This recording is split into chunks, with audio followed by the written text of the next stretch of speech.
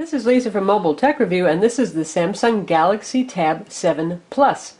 Plus means the newer version. This is not last year's Galaxy Tab 7, but the new improved honeycomb toting tablet for 2011. What do you expect from Samsung? It's a thin tablet. It's also very light. 12 ounces makes it one of the lightest 7-inch tablets on the market. And we have something really special here by Samsung tablet standards. That's a micro SD card slot in the Galaxy Tab 10 and 8.9 don't get any kind of memory expansion card slot, so that's pretty cool to have. Take a look here. We've got some stereo speakers. They're usually usual 30-pin connector at the end. Comes with the USB cable that has this. Goes to USB at the other end. And if you want HDMI out, there is no HDMI port on this. I think that's a bad idea when you're competing with cheaper tablets like the Kindle and the Nook. You could, if you have easy HDMI out, that's a real selling point. But you can get an adapter for this port to convert it to HDMI out to work with your TV. And it does have DLNA for wireless streaming to your TV. We've got an IR blaster remote here for controlling your TV and AV gear. Volume rocker, power button. And here's your 3.5mm headphone jack, and there's a mic hole right here. And on the back, kind of nice looking, it's faux metal, plastic back, 3-megapixel camera, LED flash, and there's a front video chat camera as well. Not a bad looking tablet, obviously going to be one of the thinner ones. Let's just compare it with the HTC Flyer 7-inch tablet, which is $100 cheaper. Of course, that's going to be a bit thicker. And that's the back of the Flyer. To refresh your memory, we have a video review of this as well. And this guy is finished in metal. The 7-inch display is 1024 by 600 pixels. That's a pretty common resolution for 7-inch tablets. The Honeycomb shares that resolution, so does the Kindle Fire, the Nook. The Huawei T-Mobile Springboard tablet we did a video review of is the only one that has a higher resolution currently. This runs Android OS 3.2 Honeycomb, which is the version that fully supports 7-inch tablets. And it runs on a dual-core 1.2 GHz Samsung Exynos processor, and this thing is fast as you'd expect from the Exynos processor. We got a quadrant benchmark of 3500, which puts it just at the top of pretty much all Android devices. That's as good as you're going to see. LinPack was 72, which is pretty solid, and the SunSpider JavaScript test was 1781, which is one of the fastest times we have ever seen. Typically, Android smartphones score anywhere from about 2200 up to 6000 or so, and the tablets usually hover around 2100, so this beats everybody for JavaScript rendering. This is a Wi-Fi only tablet. It has Wi-Fi 802.11 BGN, Bluetooth, and a GPS, and that's something important to note. If you're thinking about this versus the cheaper tablets, the $200 Kindle Fire and the new Nook tablet that's $249, those guys don't give you the GPS and don't give you Bluetooth, so if those are features that you need, keep that in mind, along with the TV output streaming capability feature. T-Mobile does offer a 3G version of this tablet. Their pricing model has gotten a little confusing with tablets involving things like monthly payments and such, but it's around $400, which is about the same price as the Wi-Fi only version. Of course, you get their 3G, 4G HSPA Plus radio built in for that price. Of course, a big selling point for the Tab 7 Plus over the old Tab 7, besides the fact that it's thinner and lighter, is that it runs Honeycomb. And here I have the original Tab 7 up top, running Android OS 2.3 Gingerbread, of a phone-based operating system, really. You can see the screen really hasn't improved. That's one thing that's a little bit disappointing. It's not that there's a bad screen on the 7 Plus, but Samsung usually wows us with super bright and colorful displays, and this one doesn't outshine its predecessor. In terms of thickness and styling, it's certainly a lot better. See how much thicker the original Galaxy Tab was, and kind of less stylish looking. And if we compare this to the display on the Flyer up here, I would say the Flyer's is actually a little bit warmer and sharper maybe, but they're both very good displays. They're on par with each other. And now I'll compare it to the Kindle Fire up top here. Again, 7-inch tablet's about the same size. And the Kindle Fire is running on auto brightness right now, so that's why it looks a little bit dimmer. It's not probably quite as color saturated, I would say, as the Samsung, but it's quite nice and sharp display. They both do have glare on the screens. I would say the Fire has a bit more glare. In terms of thickness, the Fire is, your kind of boring black minimalist slab. Doesn't have the tapered sides and stuff. And here we have it with the new Nook tablet on the left, and you can see that the Nook tablet's a little bit taller. Definitely a very different kind of styling. Nook tablet's very distinctive. It looks just like the Nook color. Kind of a neat design there. And it's also pretty slim, the Nook tablet, so they're not too far off, but yeah, still the Samsung is the thinnest and the lightest.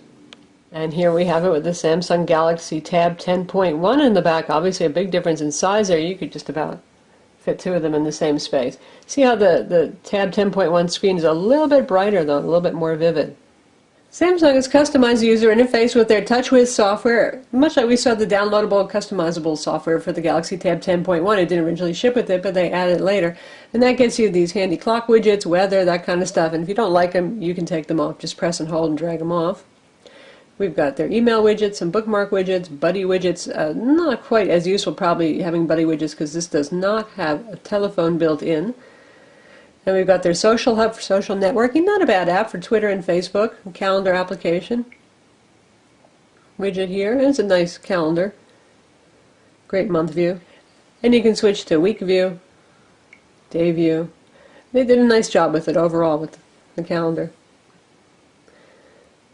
And they've also added this, a quick action strip here. You tap this and you can get to applications that you want down here that might be useful to have, like your world clock. They've got Pen Memo, preloaded calendar. Pen Memo is an interesting application because this does not come with a pen or stylus of any kind. So why it's called that, who knows. But you can write with your finger, and you can draw, and you can erase, and you can change colors and all that kind of stuff. So it's really more like finger memo. And one of the coolest applications on here is the Peel Smart Remote.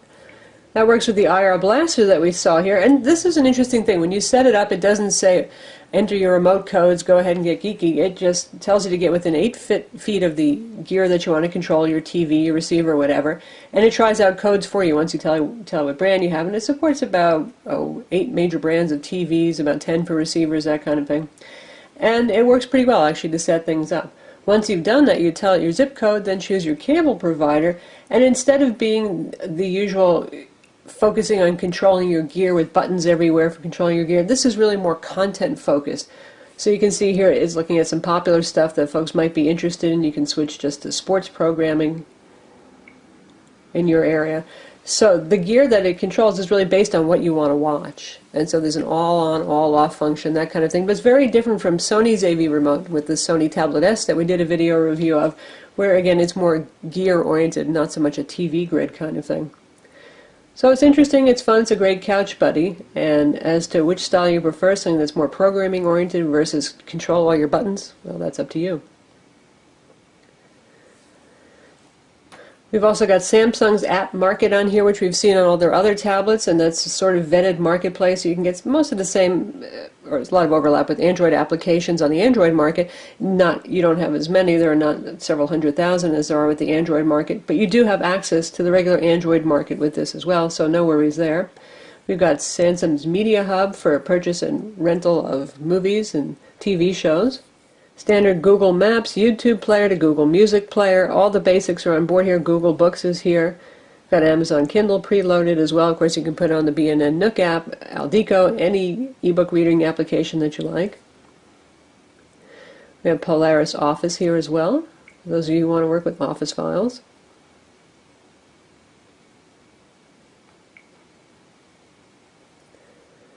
And this has a nice tablet-oriented HD interface here, and you can choose stuff off your local storage, web storage. It works with places like Dropbox and all that kind of thing. And you can just go ahead and create a new file. As you can see, you can do Word documents, Excel spreadsheets, and PowerPoint as well. So it's pretty handy. Now we'll take a look at the web browser now, which is your standard, very good Google WebKit-based web browser. And you can see the keyboard here, pretty big, pretty easy to use. And we'll check out our own site.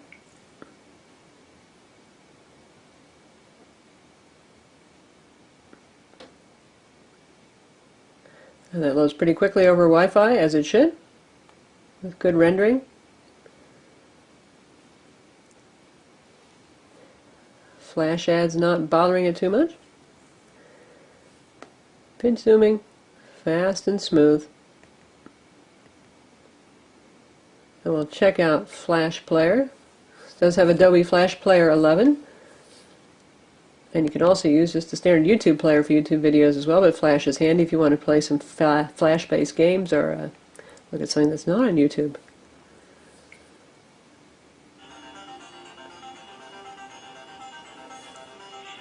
Pop it out to full screen.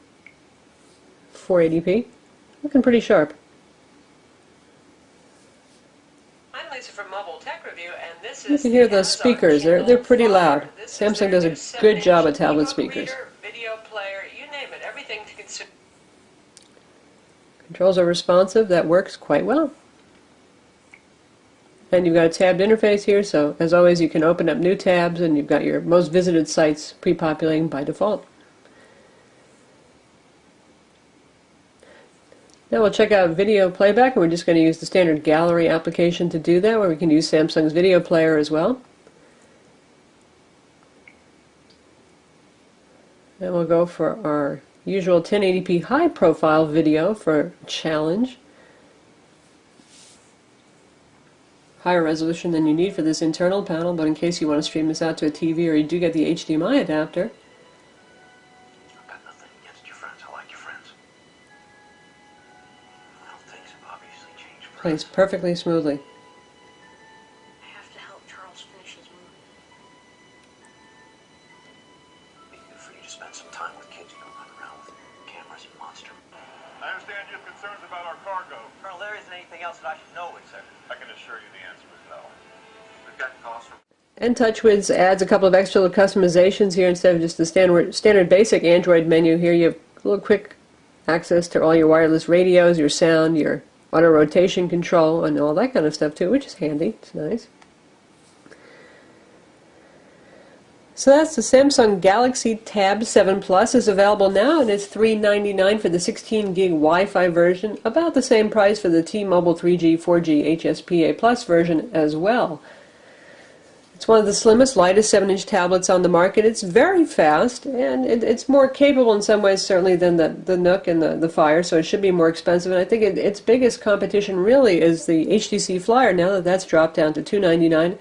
It offers HDMI out capability via adapter as well, and it has an optional pen for those of you who actually want to draw or write precisely. That's an active digitizer pen. It's not a capacitive pen. Of course, the Flyer is still back on Gingerbread 2.3, but it's supposed to someday get an upgrade to Honeycomb. I'm Lisa from Mobile Tech Review. Visit our website for the full review of the Samsung Galaxy Tab 7 Plus, and don't forget to subscribe to our YouTube channel.